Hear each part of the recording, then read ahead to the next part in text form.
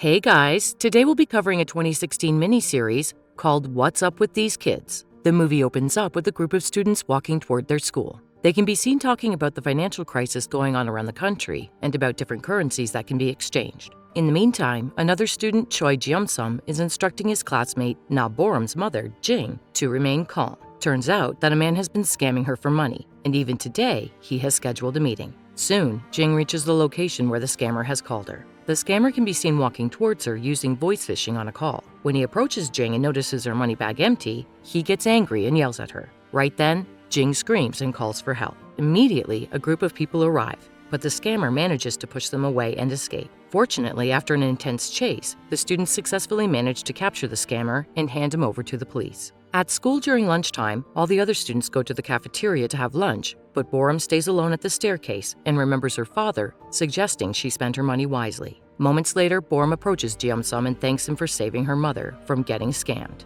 She also asks him why he helped her, and he replies that being a financial student, he could not let the scam slide. Furthermore, he delineates Borum about the process of phishing and asks her to stay away from such activities. At last, Borum apologizes to Jeom-sum for her previous behaviors and promises to help her mother. Before leaving, Jeom-sum realizes that Borum has not eaten lunch, and so he offers her a bar of chocolate from his pocket. At first, Borum refuses to take it, mentioning that she is dieting, but when Jeom-sum asks her to take care of her health, she accepts it. Moments after Jeom-sum walks away, a group of school bullies, including the leader Jeom Hyera, arrive there and start making fun of Borum. Hyera makes fun of Borum's family and threatens to make her transfer schools. Enraged, Borum walks a few steps away, but turns back and attacks Hyera. This causes a ruckus, and soon other students along with the disciplinary teacher, Mr. Lee, arrive. Wasting no time, Mr. Lee intervenes in the fight and separates the girls. He then blames Borum for the fight and punishes her with 20 demerit points for instigating it. Seeing this, a mentally underdeveloped student, Yoon Kyung-tae, speaks up and accuses Mr. Lee of discriminating between the rich and poor students. Hearing this, Mr. Lee gets angry and tries to hit Yoon with a stick, but it is caught by Jeom-sum.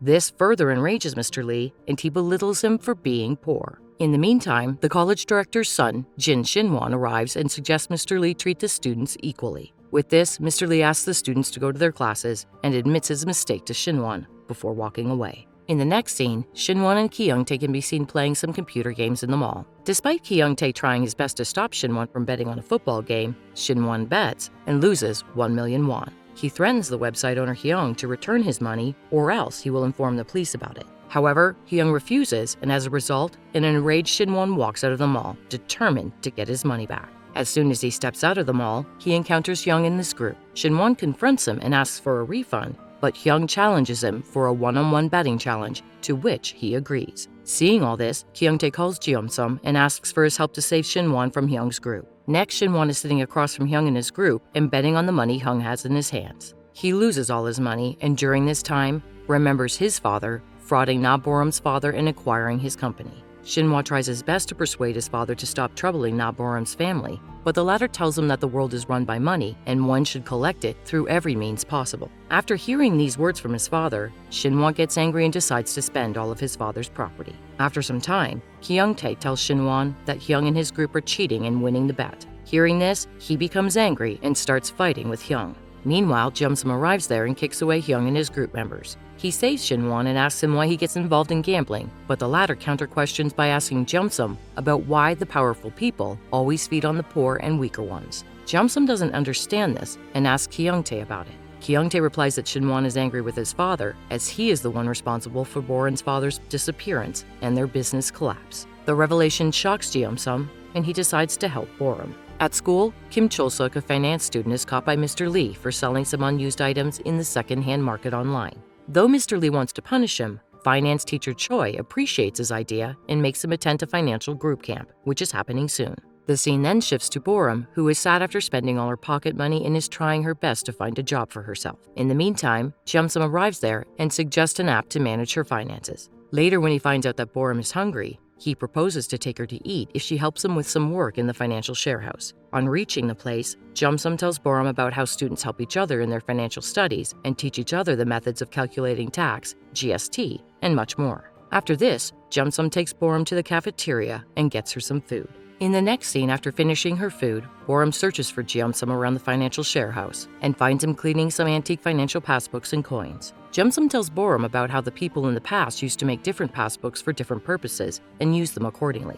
He also makes her clear about the concept of saving money from an early age and suggests she also start doing it. When Borum asks him why he saves money, he replies that he wants to find his siblings and live with them. The scene then flashes back to a time when Jeomsum was returning from his work and suddenly gets hit by a car. He is picked up by an ambulance and taken to the nearest hospital. Back in the present, Jeomsum mentions how a grandpa visited him in the hospital and helped him throughout after he answered all of the financial quiz questions. He also mentions that he has been living with the grandpa since then, helping him clean and maintain the financial share house. Jeomsum tells Borum that with the help of proper knowledge about finance, one can change their lives and improve their standard of living. When Borum expresses her eagerness in changing her life, Jeomsum suggests she visit him the following day. The next day after attending Choi's finance class, Borum immediately rushes towards the financial share house to start working. She is asked to wrap 50 gift packages under the supervision of a rude staff member, Kim. Jeomsum steps forward to help her and assists her in completing the task. When they realize that they'll be facing a loss because of the large number of packages being delivered to a place, Borum suggests they sell the Pepero packages at their school at a discount.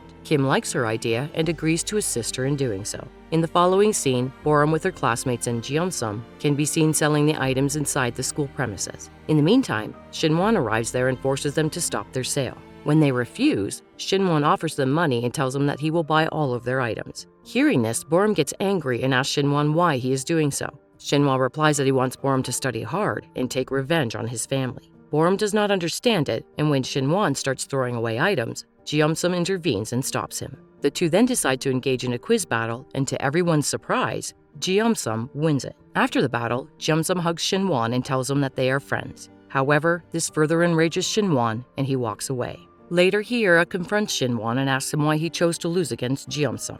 Shinwon replies that when there is no one cheering for his win, there is no importance in winning, and also accepts that it was not his day. Seeing his attitude, Hiera feels like he is the one she is searching for. When Shinwon walks away, Hiera receives a call and is shocked to hear the news from the other side. In the following scene, Hiera can be seen talking to a vet who informs her that he could not save her dog Fatty, even after hours of operation. This devastates Hiera, and she returns home. There, she speaks to herself, mentioning why everything she cherished in life leaves her. In the meantime, she also remembers how she and Borum used to spend their time together during their childhood. But now as Borum's family is bankrupt, she doesn't like her. Later, Hiera tries to vent her anger at someone, so she calls Borum and asks her to come to her house immediately. Borum arrives there and cleans up Hiera's room. She mentions that she knows Hiera very well and feels like she is in some kind of trouble. Borum also suggests Hiera share her misery and cry out loud to ease the pain. Eventually, an emotional Hiera tells her that Fatty has died. The next scene then fast forwards to the next morning where Borum is sleeping on Hiera's bed